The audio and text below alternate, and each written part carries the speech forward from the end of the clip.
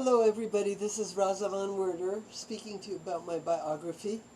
And just to lighten things up, I'd like to say a few good things about different people of my family, like my uncle, my aunt, my mom, and let's start with my uncle, because I've been saying how he was planning to molest me, but he didn't do it. He was an industrious worker, and the one thing that runs in common with all the mature people of my family, the progenitors of my family, is that they were industrious, every one of them was industrious and hardworking, and they didn't just work at a regular job. You know, when they got done with their regular job, they also worked at home. I mean hard work. I don't mean just, washing dishes. I mean hard work, a lot of things, not just one little thing or a couple little things, a lot of big things. So my uncle, he was amazing. He worked when he worked in Waccabuc. By the way, look up Waccabuc, Waccabuc, and you will know that the average house, the last time I looked, was $1.5 million, $1.5 million, yeah, U.S. dollars. The average house in Waccabuc. That's what it costs about. Maybe it's more now because I haven't looked for like 10 years. So he was the supervisor of one mansion and their horses and their grounds, and he took care of everything, including he used to shoe the horses. That impressed me. I watched him doing that. I don't know where he learned to do it, but he did it. And he built a little house for one of the sons. It took him several days, and they kept the boy away. It was his birthday. So for his birthday, the boy got his own little house with a stove and a little bed and a little bureau with books and a stove, with a stovepipe. A little cute house. And I remember they paid my uncle, $200 for that. Now, in today's money, multiply that by 10. They gave him $2,000 to build that little house. And he built it in a few days.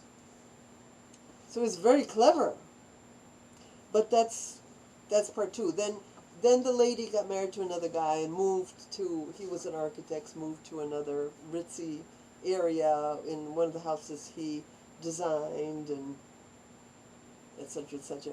So they got a little house not far from Waccabuc. It's within walking distance, but it's not as posh as that. And the house was not expensive. It was on 2 or 3 acres, and it was just a very small, sweet little house, 2-bedroom house.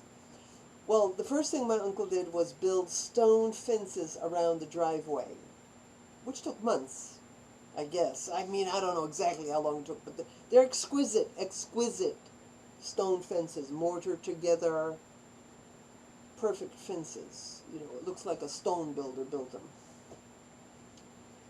Then he built a garage, a beautiful garage, a 2-car garage, and they had freezers in there.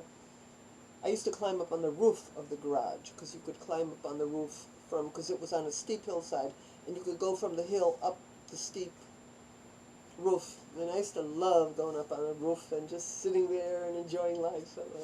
So he built that beautifully, perfectly, wonderfully. Now top this all off, and this impressed me like to no end. He built an entire 2nd floor on their house. He did everything except electricity. He told me, you have to get an electrician to do the electricity, which is a good thing. Make sure that's done right. And the 2nd floor had its own kitchen, so it was a 2-family house. I don't know why they made another kitchen on top. I don't know why. But eventually, many years later, I don't know, many, but some years later, My mom moved in there upstairs for a while. But here they had a house with 2 kitchens, 2 bathrooms. So I guess it had 4 bedrooms then after he got done with it. So he was industrious and very intelligent with his hands, with, you know, with that sort of work. He wasn't an intellectual. My dad was an intellectual, but he couldn't do anything with his intellectual abilities in the United States. First of all, he never mastered English. He was much older than my mom, so when he tried to get jobs, he was prejudiced against him. It was ageism and prejudice because he couldn't speak good English. So he couldn't get a real excellent job with the abilities that he had. His abilities were mathematics. You know, he could have been a draftsman. He tried to get a job as a draftsman for New York City.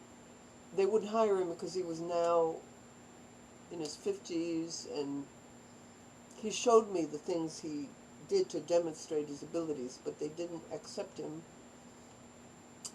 But Dad would sit at his desk and translate books from Polish to Lithuanian to Lithuanian to Polish. He was an expert on history and mathematics, and he was an expert on building schools. My mother was very industrious. She was a wonderful housekeeper. She was an unbelievable cook. She, later on, after she got her foot in the door and started working for organizations, she was offered a job at the Russian Tea Room in New York City, which is next to Carnegie Hall. She was offered a job for $30,000, which back in the day, we're talking 1962, maybe it was a lot of money, but she didn't take the job because to move to the city, it would have been extremely expensive, and it just didn't work out. But they offered her the job. So she worked at institutions, and her first beginning was the Salvation Army Retired Officers Home. She was their chef. And then after that, and the reason she got the job, I'll explain that later. She got the job, and then she worked for schools. And then she worked for Stouffer's organization. And then her last job was she was the chief of the Reader's Digest cafeteria and guest house, Reader's Digest guest house. And she waited on the likes of Nelson Rockefeller. Nelson Rockefeller, she made him a dinner. He was a guest at the Reader's Digest guest house. And he said, "That was one of the best meals I ever ate," she says.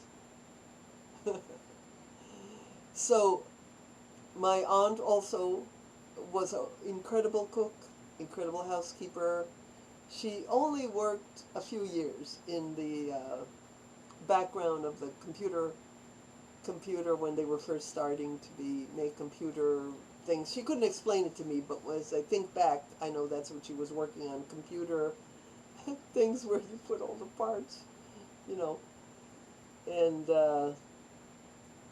she worked there a few years, long enough to get some sort of they gave a party, whatever. You know, she was, they all read a lot. Even my aunt and my mom. My mom joined the Book of the Month Club. That's where I got to read a lot of good books like Gone with the Wind and Rebecca by Daphne du Maurier.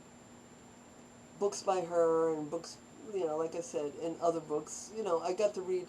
They all had libraries. My mother accumulated a library from Book of the Month Club. My aunt and uncle, they already had a library. I think they got a lot of books from the Waka Book Lady.